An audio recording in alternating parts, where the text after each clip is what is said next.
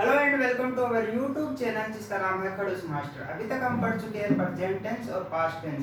आज हम पढ़ने वाले हैं फ्यूचर की सेकंड लास्ट टेंस जिसका नाम है future perfect tense. Future means भविष्य, परफेक्ट मीन्स पूर्ण और टेंस मीन्स काल, जो कार्य भविष्य में पूर्ण हो चुके हैं, मतलब भविष्य में पूर्ण होने की संभावना के लिए इस टेंस का प्रयोग किया जाता है। जैसे हिंदी में इसकी पहचान है चुका होगा,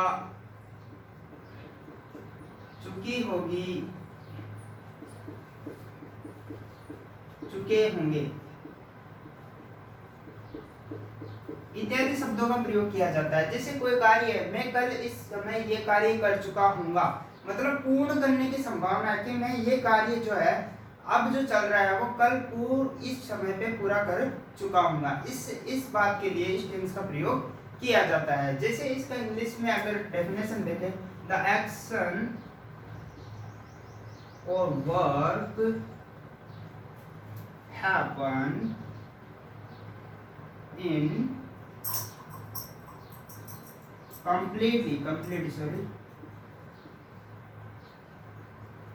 in future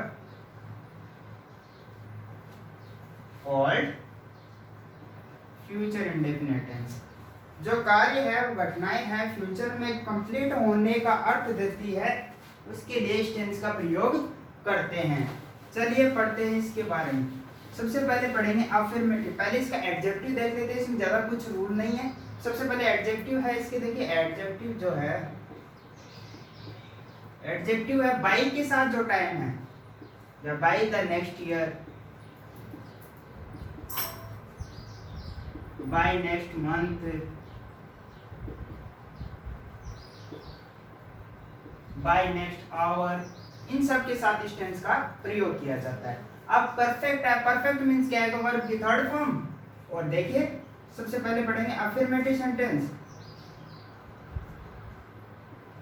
अफर्मेटिव में क्या आएगा, सबसे पहले सब्जेक्ट आएगा दोस्तों, सबसे पहले क्या आएगा, सब्जेक्ट आएगा। उसके बाद में क्या आएगा, विल हैव और शैल हैव के साथ क्या आएगा, वर्ब की थर्ड फॉर्म। इसके बाद में क्या आ जाएगा, ऑब्जेक्ट। देखिए इस टेंस में सबसे पहले आएगा सब्जेक्ट, विल शेल के साथ हैव जुड़ जाएगा, और उसके बाद वर्ब की थर्ड फॉर्म, उसके जस्ट बाद में ऑब्जेक्ट आएगा। चलिए तो देखिए ये हैव जो है चुका है का अर्थ देगा यहाँ पे, जैसे चुका होगा का सब्जेक्ट। देखिए अफर्मेटिव एग्जांपल देखिए, they will have finished this work by next hour। वो क्या है, इस कार्य को अगले घंटे तक पूर्ण कर चुके होंगे, मतलब जो कार्य अब वो कर रहे हैं भविष्य में पूर्ण संभावना बता रहे हैं कि मैं इस कार्य को भाई उस इतने समय में पूरा कर चुका होऊंगा। जैसे I shall have return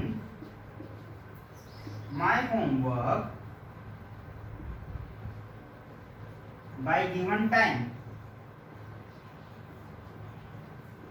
bye the given time, given दिए हुए समय में ये कार्य मैं कर चुका होऊंगा। आपने जो मेरे को कार्य दिया वो उस दिए हुए समय में पूर्ण कर चुका होऊंगा, इसके लिए इस टेंस का प्रयोग किया जाता है। चलिए अब देखते हैं नेगेटिव सेंटेंस।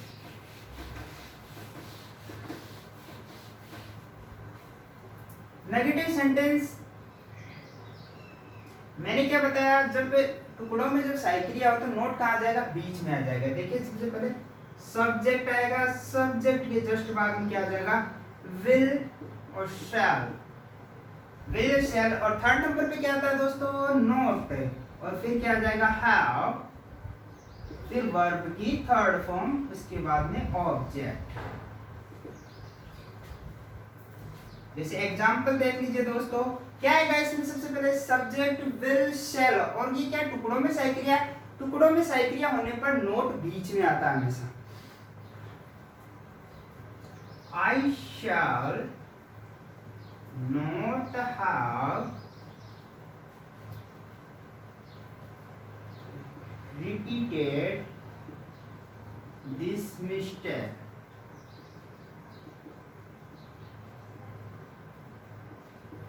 क्या आएगा? मैं ये गलती दोबारा नहीं कर चुका हूँगा, कि ये गलती जो है मैं दोबारा नहीं दोहराऊंगा। My father will not have reached here by next month. मेरे पिताजी अगले महीने क्या है नहीं आ चुके होंगे, मतलब यहाँ पहुंचे नहीं होंगे। तो आया होगा समझ में दोस्तों। कोई प्रॉब्लम हो या कोई शिकायत हो, कोई कंप्लेन हो या कुछ भी पूछना हो तो दोस्तों कमेंट बॉक्स में आप अपने सुझाव दीजिए, हम उस पर अमल जरूर करेंगे। चलिए अगला सेंटेंस है इंटेरोगेटिव। इंटेरोगेटिव में है, इंगेटिव में सबसे पहले आएगा विल और शैल, उसके बाद में सब्जेक्ट आ जाएगा और उसके बाद में आएगा हैव, उसके बाद में वर्ब्स थर्ड फॉर्म, उसके जस्ट बाद आएगा ऑब्जेक्ट और फिर क्वेश्चन मार्क। ये तो किसके लिए? हेल्पिंग वर्ब वाले के लिए। और WH वर्ड वाले के लिए दोस्तों मैंने बताया हुआ है, WH वर्ड के लिए सबसे पहले आएगा WH वर्ड, फिर आएगा विल और शैल, फिर आएगा अपना सब्जेक्ट, फिर हैव,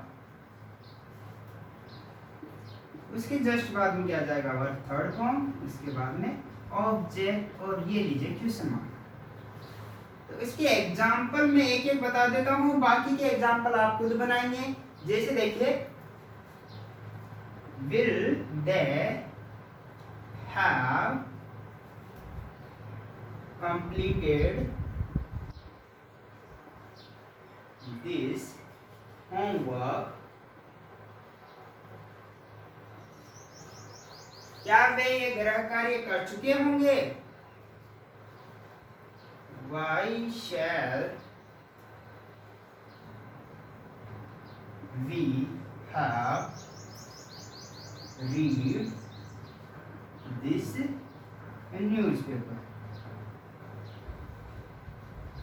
भविष्य की संभावनाओं के लिए इस टेंस का प्रयोग किया जाता है और दोस्तों एग्जाम में इस प्रकार की टेंस से बहुत कम पूछी जाती है। ज्यादातर इंपॉर्टेंट है प्रेजेंट और पास्ट का भाग, और ये क्या है फ्यूचर का, फ्यूचर इंडेफिनिट और फ्यूचर कंटिन्यूअस। फ्यूचर परफेक्ट और फ्यूचर परफेक्ट कंटिन्यूअस एग्जाम में बहुत कम पूछा जाता है, फिर भी हम क्या है नॉलेज के हिसाब से इसको पढ़ेंगे और थोड़ा बहुत इसकी जानकारी इकट्ठी करेंगे। भविष्य में होने वाली पूर्ण घटनाओं के लिए इसका प्रयोग किया जाता है। आपको ये वीडियो कैसा लगा? अगर अच्छा लगा हो तो कमेंट और सब्सक्राइब करना ना भूलें। Thank you.